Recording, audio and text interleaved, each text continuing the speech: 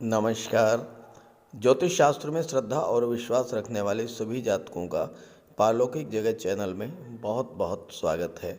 आज के इस वीडियो में हम बात करेंगे कर्क राशि के जातकों के लिए फरवरी 2023 का महीना किन किन खुशियों की सौगात लेकर आ रहा है, कैसी रहेगी धन की प्राप्ति, धन की बचत और धन के निवेश की स्थिति, प्रॉपर्टी, वाहन, विवाह और संतान को लेकर ये महीना कैसा रहेगा, शिक्षा, नौकरी, व्यापार, धर्म, अध्यात्म और स्पिरिचुअलिटी को लेकर ये महीना कैसा रहेगा और साथ ही साथ भाग्य, लव रिलेशंस, प्रेम, रोमांस और विवाह की दृष्टि से फरवरी का महीना कैसा रहेगा, इसी का विश्लेषण करेंगे इस वीडियो में।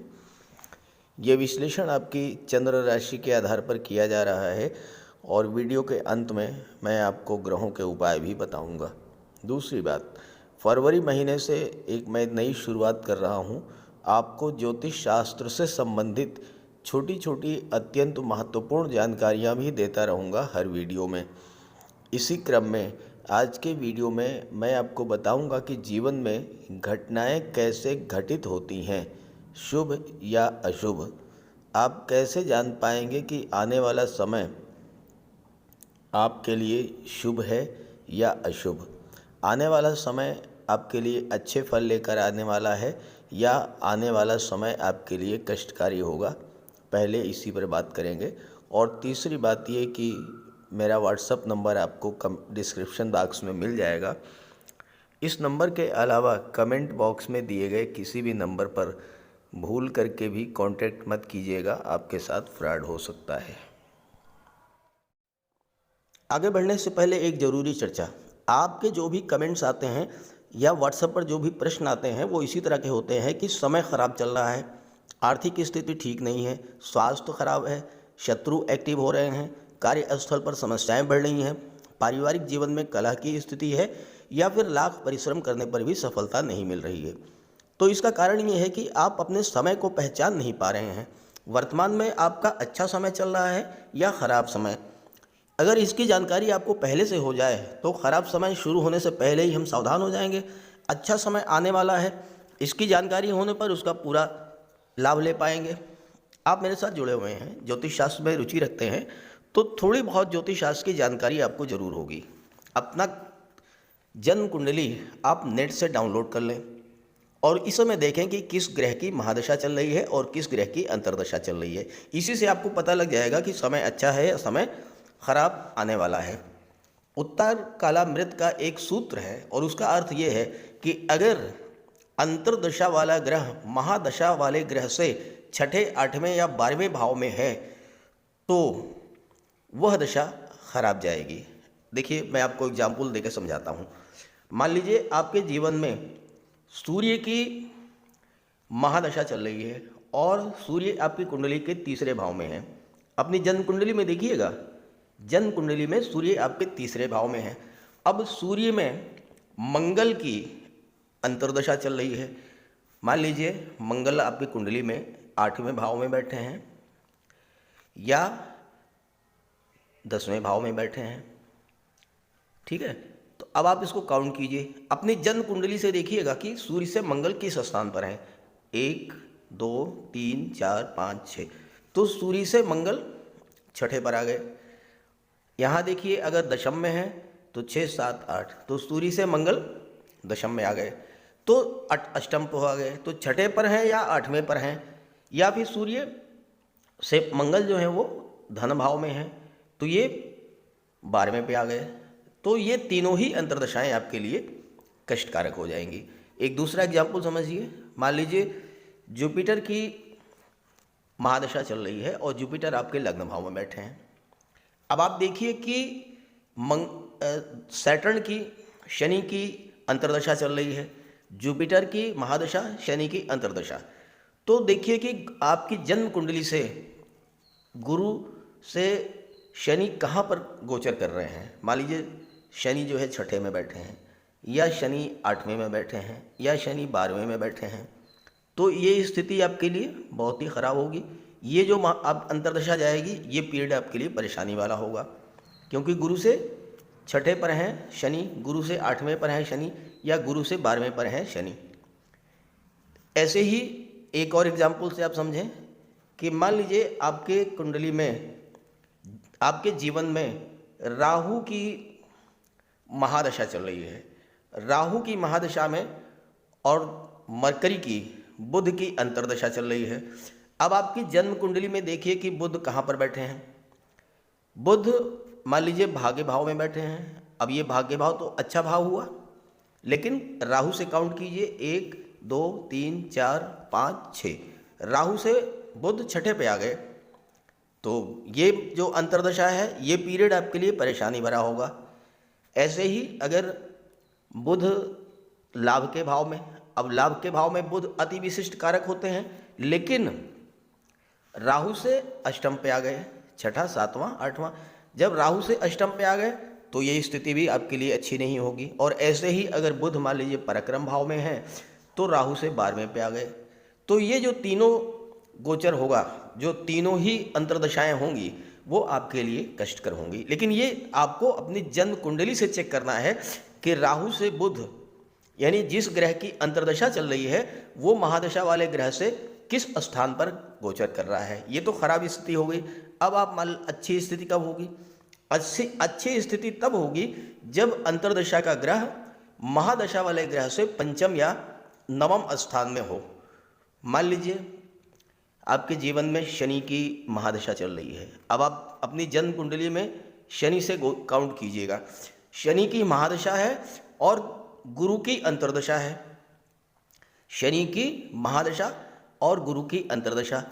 अब गुरु अगर मान लीजिए धन भाव में है, या फिर यहाँ पर गुरु जो हैं वो छठे भाव में है। अब शनि से काउंट कीजिए, 1 2 3 4 5, तो शनि से पंचम पे हो गए गुरु। ये महादशा आपकी अंतर्दशा जो है वो एक्सलेंट जाएगी। शनि की महादशा, गुरु की अंतर्दशा, गुरु शनि से पंचम में है, अत्यधिक शुभ फल देने वाली होगी ये अंतर्दशा।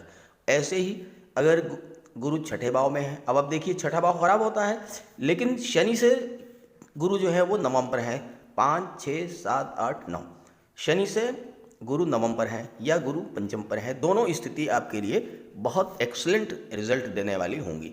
तो इस तरह से आप अपनी जन्म कुंडली के आधार पर जिस ग्रह की महादशा चल रही है, जिसकी अंतर्दशा चल रही है, उसको आप चेक कर लीजिए, काउंट कर लीजिए। आपको पता लग जाएगा कि जो आने वाला समय है वो अच्छा है या वो आने वाला समय आपके लिए ख़राब है।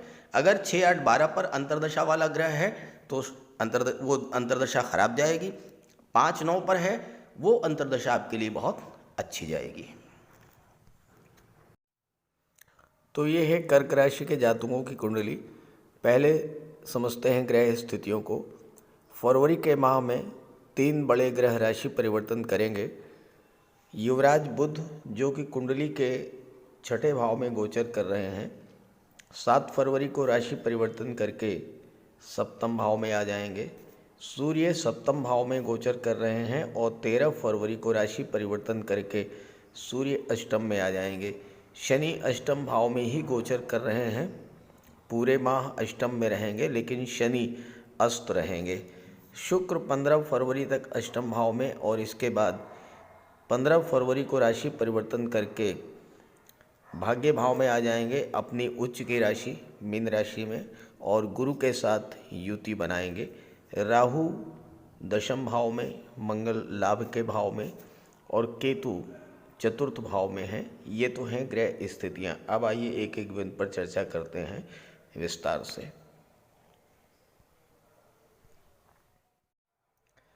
कर्क राशि के जातकों के लग्न के स्वामी हैं चंद्रमा और चंद्रमा के मित्र हैं सूर्य।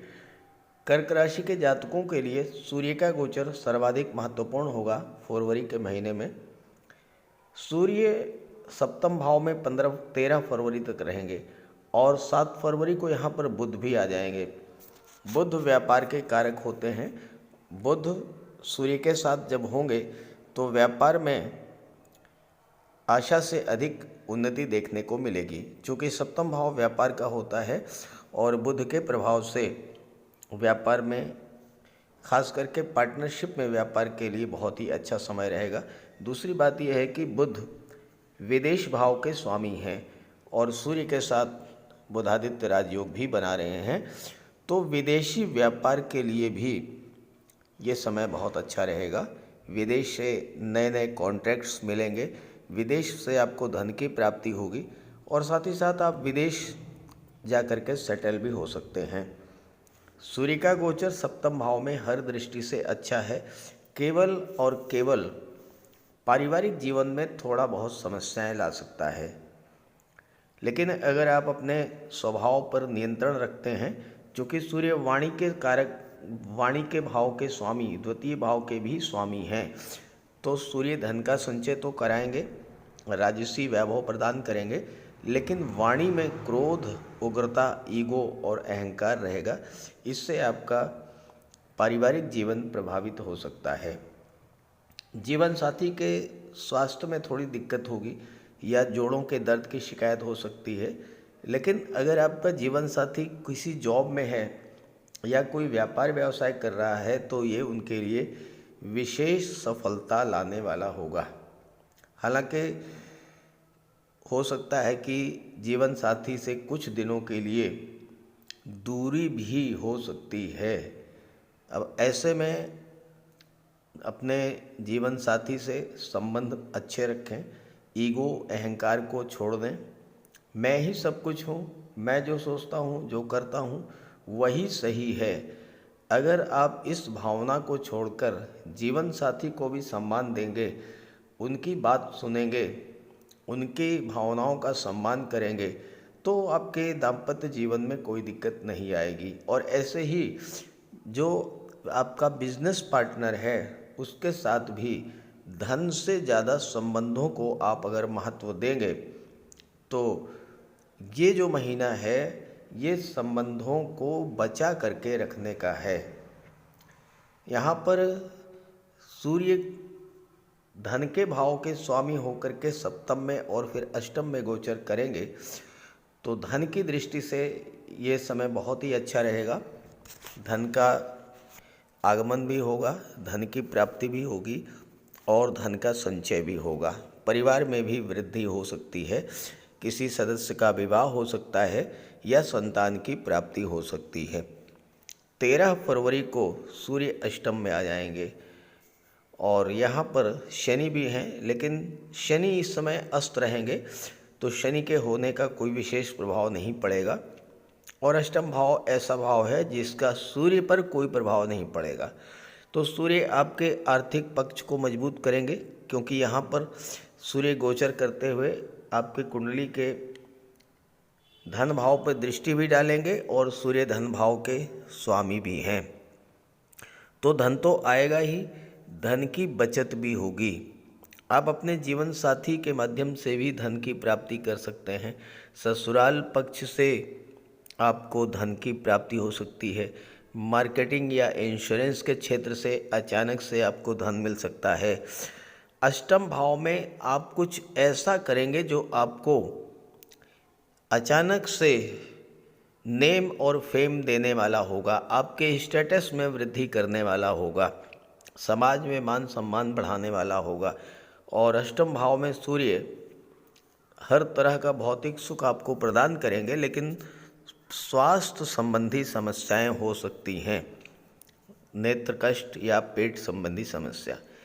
आप में धैर्य की कमी होगी और क्रोध की अधिकता होगी, क्योंकि जब आप पर वर्कलोड बढ़ेगा तो क्रोध भी बढ़ेगा।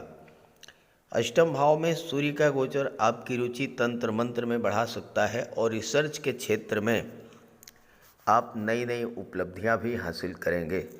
चूँकि अष्टम भाव गुप्त रहस्यों को होता है, गहराई से सोचने समझने का होता है, नई नई चीज़ों को खोज करने का होता है। आप इस समय जब सूर्य अष्टम में होंगे तो ये तय कर पाएंगे कि क्या अच्छा है और क्या बुरा। अपने जीवन में लक्ष्यों के प्रति आप गंभीरता से, गहराई से विचार करेंगे। आपको किस दिशा में कार्य करना है, किस दिशा में आगे बढ़ना है, ये ज्ञान आपको प्राप्त होगा, क्योंकि सूर्य आपके जीवन में प्रकाश लाएंगे, अंधेरे को दूर करेंगे और आपको उजाले की ओर ले जाएंगे और आपकी सोच में एक बहुत बड़ा सकारात्मक बदलाव देखने को मिलेगा।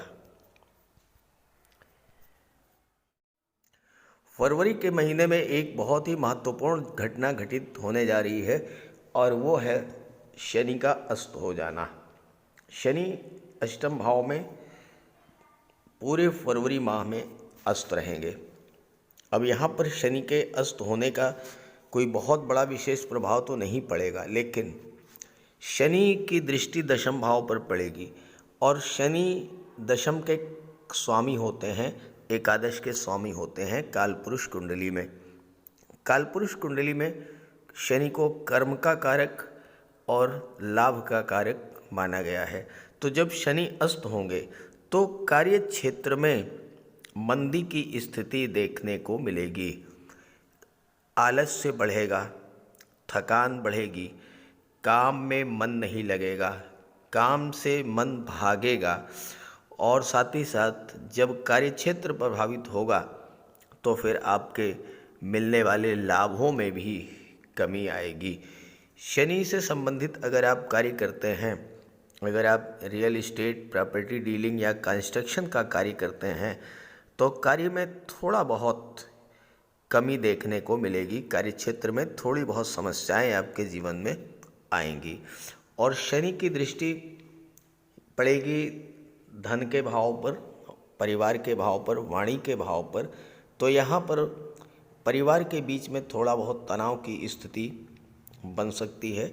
अष्टम भाव कमर के नीचे के रोगों का होता है। यहाँ पर शनि बैठे हैं और शनि अस्त होकर बैठे हैं तो आपको जॉइंट पेन्स, आर्थराइटिस या जोड़ों का दर्द, घुटनों का दर्द, इस तरह की समस्याएं आपके सामने आ सकती हैं। और शनि की दृष्टि पंचम भाव पर पड़ने से छात्रों के लिए भी थोड़ा बहुत भटकाव की स्थिति बनेगी। पढ़ाई में मन नहीं लगेगा या ये तय नहीं कर पाएंगे कि क्या पढ़ना है और क्या नहीं पढ़ना है। लेकिन ये स्थिति 13 फरवरी तक ही रहेगी, क्योंकि जैसे ही यहाँ पर सूर्य का आगमन होगा शनि के अशुभ प्रभावों से राहत मिल जाएगी और सूर्य अपना शुभ प्रभाव आपको प्रदान करेंगे। आपकी कुंडली में राहु का गोचर दशम भाव में है और दशम भाव ज्योतिष शास्त्र में राहु के लिए श्रेष्ठतम स्थिति मानी जाती है। आप जिस भी जॉब, कैरियर या प्रोफेशन में हों, राहु आपको नाम, यश और सफलता प्रदान करेंगे, क्योंकि राहु जो हैं वो होते हैं विस्तार के कारक, राहु एक्सट्रीम के कारक, राहु एक्सपेंशन के कारक होते हैं। आपकी विल पावर को बहुत ही स्ट्रॉन्ग कर देंगे और आपने जो भी कार्य करने की सोचा है उसे अपनी दृढ़ इच्छा शक्ति के बल पर हर हाल में पूरी होगी। आपके स्वभाव की यही विशेषता आपको सफलता के शीर्ष पर ले जाएगी और आप जीवन में बहुत अधिक धन संपदा अर्जित करेंगे। बस यहाँ पर एक चीज़ का ध्यान रखना है कि राहु कर्म भाव में है तो आप अपनी योजना, अपनी प्लानिंग, भविष्य में आप कार्य क्षेत्र का विस्तार किस तरह से करने वाले हैं, किस दिशा में आप कार्य क्षेत्र का विस्तार करें, इस चीज़ को आपको किसी से भी शेयर नहीं करना है, क्योंकि राहु सीक्रेसी को मेंटेन कराना चाहते हैं। राहु चाहते हैं कि गोपनीयता बनी रहे और अगर आपने ऐसा कर लिया तो राहु अचानक से कार्य क्षेत्र में बहुत बड़ा उछाल ला देंगे। पद, प्रतिष्ठा, प्रमोशन का लाभ दिला देंगे। बिजनेस में है तो वहाँ भी ज़बरदस्त लाभ देंगे। गवर्नमेंट से लाभ मिलेगा, राजा से लाभ मिलेगा, राज्य से लाभ मिलेगा आपको। हालांकि कंपटीशन बढ़ेगी लेकिन अंततः आपको लाभ होगा और इसके लिए आप पिता से, गुरु से और अपने बॉस से अगर संबंध बना करके रखेंगे तो आपके लिए ये समय बहुत ही अच्छा होगा। आपके कुंडली में एक बहुत ही महत्वपूर्ण संबंध सूर्य और मंगल के बीच में बन रहा है, जो कि छात्रों के लिए बहुत ही लाभदायी होगा। देखिए, सूर्य 13 फरवरी तक सप्तम भाव में है। सूर्य से काउंट कीजिए 1 2 3 4 5। तो सूर्य से पंचम पर है मंगल और मंगल से नवम पर है सूर्य। सूर्य मंगल दोनों ही एक दूसरे से त्रिकोण पर हैं। जब दोनों ही ग्रह एक दूसरे से त्रिकोण पर हैं तो एक दूसरे को एक्टिवेट हो करेंगे, एक दूसरे को बल प्रदान करेंगे।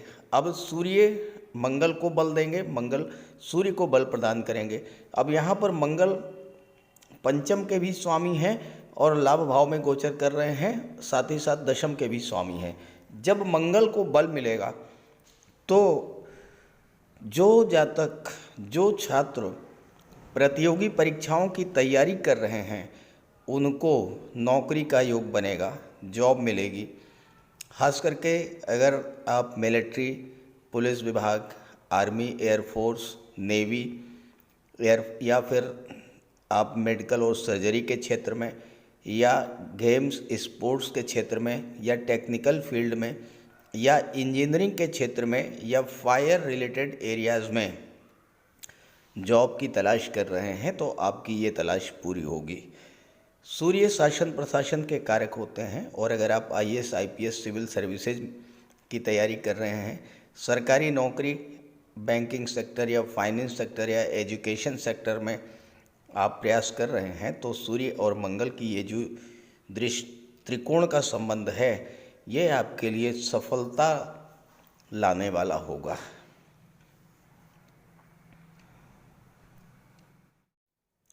फरवरी माह का सबसे महत्वपूर्ण और सबसे शुभ जो गोचर है वो है शुक्र का। शुक्र 15 फरवरी तक अष्टम भाव में है। अष्टम भाव में शुक्र को शुभ माना जाता है और यहाँ पर शुक्र केतु से पंचम पर हैं, 1 2 3 4 5। शुक्र और केतु में त्रिकोण का संबंध बन रहा है और केतु शुक्र की राशि में गोचर कर रहे हैं। शुक्र लाभ के भाव के स्वामी हैं और चतुर्थ भाव के स्वामी हैं। तो जब केतु और शुक्र एक दूसरे से त्रिकोण पर होंगे, शुक्र एक्टिवेट होंगे और केतु भी एक्टिवेट होंगे। तो शुक्र यहाँ क्या करेंगे? शुक्र चतुर्थ भाव के स्वामी हैं तो भौतिक सुख सुविधाओं में वृद्धि करेंगे। आप अपने घर में सुख सुविधा के साधन ले आएंगे। आप नया घर भी खरीद सकते हैं, नया वाहन भी खरीद सकते हैं, कोई प्रॉपर्टी खरीद सकते हैं, या पुराने घर का डेकोरेशन या विस्तार भी आप कर सकते हैं। घर में एसी, एलईडी, फ्रिज, टीवी ये सब चीज़ें आप ला सकते हैं। महिला हैं अगर आप तो jewellery, ornament, designer dresses, perfumes, cosmetic, श्रृंगार प्रसाधन, इन चीज़ों पर आपका धन खर्च होगा। यहाँ शुक्र अष्टम भाव में बैठे हैं, आपको दीर्घायु बनाएंगे क्योंकि शुक्र अष्टम भाव जो होता है वो आयु का होता है। रोगों से भी आपको मुक्ति दिलाएंगे और शुक्र आपको महाधनी बनाएंगे क्योंकि शुक्र की दृष्टि धन के भाव पर है।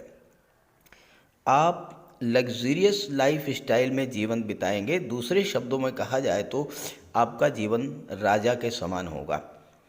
अष्टम भावस्थ शुक्र आपको बहुत सारी यात्राएं भी कराएंगे, खास करके विदेश यात्राएं। और चूंकि शनि की राशि में गोचर कर रहे हैं, आपको दीर्घायु बनाएंगे, लंबी उम्र होगी। अष्टम भाव को मांगल्य भाव या मंगल सूत्र से संबंधित भाव भी कहा जाता है। अगर आप महिला हैं, विवाह के बाद आपको हर प्रकार के सांसारिक सुख प्राप्त होंगे, आपके पति धनवान होंगे और विवाह के बाद उनकी आर्थिक स्थिति में अचानक से बहुत बड़ा सुधार देखने को मिलेगा। सरकार या सरकारी पक्ष से धन का लाभ होगा। स्वभाव से आप प्रैक्टिकल होंगे। नज़रिया आपका भौतिकवादी होगा, भौतिकतावादी होगा, यानी सुख सुविधाओं की आपको ज़्यादा से ज़्यादा चाहत होगी। और यहाँ गोचर करते हुए चतुर्थ भाव में केतु आपको हर तरह का सुख भी प्रदान करेंगे। और चूँकि शुक्र लाभ भाव के स्वामी हैं तो धन का लाभ, संतान का लाभ ये तो होगा ही। आपका विवाह हो सकता है, आपका फ्रेंड सर्किल बढ़ेगा, आपका नेटवर्क बढ़ेगा और इससे आपको हर तरह का लाभ मिलेगा। तो फरवरी महीना कर्क राशि के जातकों के लिए बहुत ही श्रेष्ठ फल देने वाला है। बस आप ये ध्यान रखें कि आपके जीवन में जिस ग्रह की महादशा, अंतर्दशा या प्रत्यंतर दशा गतिमान है, आप उसका उपाय अवश्य करें। तो चलें बात करें उपायों पर। 15 फरवरी को शुक्र राशि परिवर्तन करेंगे और राशि परिवर्तन करके अपनी उच्च की राशि मीन राशि में गोचर करेंगे और गुरु के साथ युति बनाएंगे। शुक्र और गुरु की ये जो युति है ये प्रबल धनदायक युति मानी जाती है। तो हर तरह से आपको लाभ होगा, धन का प्राप्ति होगी। और सबसे बड़ी बात यह है कि इस समय भाग्य भी पूरी तरह से आपके सपोर्ट में होगा। जिस भी कार्य को आप शुरू करेंगे 15 फरवरी से और 12 मार्च तक शुक्र और गुरु की जो ये युति बन रही है इसके प्रभाव से आपका हर कार्य पूरा होगा, सफलता प्राप्त होगी। साथ ही साथ इस गोचर काल में 15 फरवरी से 12 मार्च के बीच आप किसी धार्मिक यात्रा पर जा सकते हैं, देव दर्शन के लिए जा सकते हैं। कोई धार्मिक या मांगलिक कार्यक्रम भी आपके घर में हो सकता है। पिता का और गुरु का आशीर्वाद भी आपको मिलेगा और उनकी कृपा से आप जीवन में आगे बढ़ेंगे। अब बात करते हैं उपायों की। किसी भी जातक की कुंडली में बनने वाले राजयोगों का संपूर्ण लाभ उसे तब मिल पाता है जब राजयोग बनाने वाले ग्रह कुंडली में मजबूत स्थिति में हों। और ज्योतिष शास्त्र में ग्रहों को बल प्रदान करने के लिए उपायों की व्यवस्था की गई है। तो अगर आपकी जन्म कुंडली में राजयोग बनाने वाले ग्रह कमज़ोर स्थिति में हैं, अंश बल से कमज़ोर हैं, तो ग्रहों का उपाय ज़रूर कीजिए। इससे ग्रहों को बल प्राप्त होगा और आपको राजयोग का संपूर्ण लाभ प्राप्त हो पाएगा। सबसे पहले मंगल की बात करते हैं। इसके लिए बजरंगबली की उपासना कीजिए, हनुमान जी की आराधना कीजिए, हनुमान चालीसा का पाठ कीजिए, हनुमान जी के मंदिर में जाकर के उनके चरणों में बैठिए और उनके चरणों का सिंदूर अपने मस्तक पर धारण कीजिए। मंगलवार के दिन स्नान के बाद लाल वस्त्र धारण कीजिए, मंगलवार का व्रत रखिए। हनुमान जी को सिंदूर में चमेली का तेल मिला करके अर्पित करें। हनुमान जी को चोला चढ़ाएं और मूंगा धारण कर सकते हैं, लेकिन किसी योग्य ज्योतिषी से परामर्श लेकर।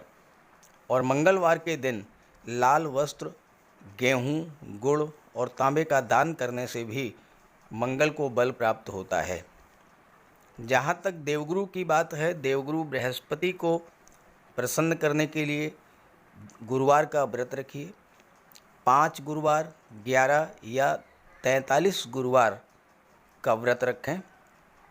घर में केले का एक वृक्ष लगा लें और उसकी सेवा करें। स्नान करते समय पानी में हल्दी या केसर मिलाकर स्नान करें और हल्दी या केसर का तिलक लगाएं। भूल करके भी गुरु, साधु, संतों का, माता पिता का अपमान ना करें। माता पिता, गुरु और वृद्धों का सम्मान करें, उनकी सेवा करें और उनका आशीर्वाद प्राप्त करें। तोते को चने की दाल खिलाएं, इससे बुध और गुरु दोनों प्रसन्न होते हैं। पुखराज भी धारण कर सकते हैं गुरुवार के दिन, लेकिन योग्य ज्योतिषी का परामर्श लेकर ही कोई रत्न धारण करें। ज़्यादा बेहतर ये है कि हल्दी की एक गांठ पीले वस्त्र में बांधकर अपने बाजू में बांध लीजिए और पीले रंग के वस्त्रों का ज़्यादा प्रयोग कीजिए। चादर, तकिए, गिलाफ ये सब पीले रंग के रखिए, पर्दे। शुक्र को बल प्राप्त हो इसके लिए माता लक्ष्मी की उपासना कीजिए और 21 या 31 शुक्रवार को व्रत रखें। शुक्रवार के दिन सफ़ेद रंग के वस्त्र, चीनी, चावल, दूध और दही, घी से बने पदार्थों का सेवन करें। और शुक्रवार के दिन सफ़ेद वस्त्र, चावल, चीनी, घी, श्रृंगार सामग्री, कपूर, मिश्री और दही, इन सब चीज़ों का यथाशक्ति दान करें। डायमंड धारण कर सकते हैं, लेकिन हीरा धारण करने से पहले योग्य ज्योतिषी का परामर्श ले लें। महिलाओं का सम्मान करें। शुक्रवार के दिन कन्याओं को खीर और मिष्ठान का भोजन कराएं। इत्र का प्रयोग करें। घर को साफ सुथरा रखें और भगवान शिव को श्वेत पुष्प अर्पित करें। जहाँ तक बुध की बात है तो बुधवार के दिन तुलसी का पौधा लगाकर उसकी सेवा करें, गाय की सेवा करें, गाय को हरा चारा खिलाएं, हरियाली बढ़ाने वाले पौधे लगाएं और दान करें पौधों का, क्योंकि बुध को हरा रंग अत्यंत प्रिय है। बुधवार को घर के मेन डोर पर पंच पल्लव का तोरण लगा दें और किन्नर को दान देकर उसका आशीर्वाद प्राप्त करें। देवी दुर्गा के मंदिर में हरे रंग की चूड़ियाँ दान करें। गणेश जी की उपासना करें और साबुत हरी मूंग हरे कपड़े में बांधकर अर्पित करें। बुधवार के दिन हरे रंग के रुमाल, मोजे और टाई का प्रयोग करें। ओम बुम बुधाय नमः इसका एक माला जाप करें। पन्ना धारण कर सकते हैं, लेकिन परामर्श के बाद किसी योग्य ज्योतिषी से, और ना तो झूठ बोलें और ना ही किसी को अपशब्द कहें। जहाँ तक शनिदेव की बात है तो कम से कम 19 और ज़्यादा से ज़्यादा 51 शनिवार का व्रत रखें। पीपल के वृक्ष के नीचे सरसों के तेल का दीपक जलाएं शनिवार के दिन। शनिवार के दिन एक प्याले में, एक कटोरी में सरसों का तेल लेकर के उसमें अपना चेहरा देखिए और फिर उस तेल को दान कर दीजिए। उड़द से बनी पंजीरी, पकौड़ा, चीला, बड़ा, इन सब का सेवन करिए। सरसों के तेल में बने भोज्य पदार्थों का सेवन कीजिए। शनिवार के दिन कंबल, जूता, चप्पल, लोहा, काला तिल, काला उड़द, काले वस्त्र और जटा वाले नारियल दान दें। नीलम धारण कर सकते हैं, लेकिन नीलम धारण करना किसी योग्य ज्योतिषी से परामर्श लेकर धारण करें, क्योंकि नीलम रंग से राजा भी बना देता है और कभी कभी अगर नीलम आपके लिए शुभ नहीं हुआ तो राजा से रंक भी बना देता है। इसलिए नीलम का प्रयोग बहुत सोच समझ कर करें। ज़्यादा बेहतर ये है कि आप गरीबों की हेल्प करें। कोई भी गरीब, लाचार, असहाय, दिव्यांग व्यक्ति आपके पास आता है, मदद कीजिए यथासंभव, और किसी भी गरीब व्यक्ति को कष्ट ना दें। साथ ही साथ ऐसे कार्य ना करें जो कि शनिदेव को पसंद नहीं है। शनिदेव को छल, कपट, झूठ, फरेब, बेईमानी, आलस्य ये सब पसंद नहीं है, तो ऐसे कार्य मत कीजिए। और शनिदेव को अनुशासन, परिश्रम, मेहनत, ईमानदारी और सच्चाई ये पसंद है, तो ये आप अपने अंदर इन गुणों को विकसित करें, शनिदेव प्रसन्न होंगे। तो उपाय ज़रूर कीजिएगा, इससे आपको लाभ होगा। नमस्कार।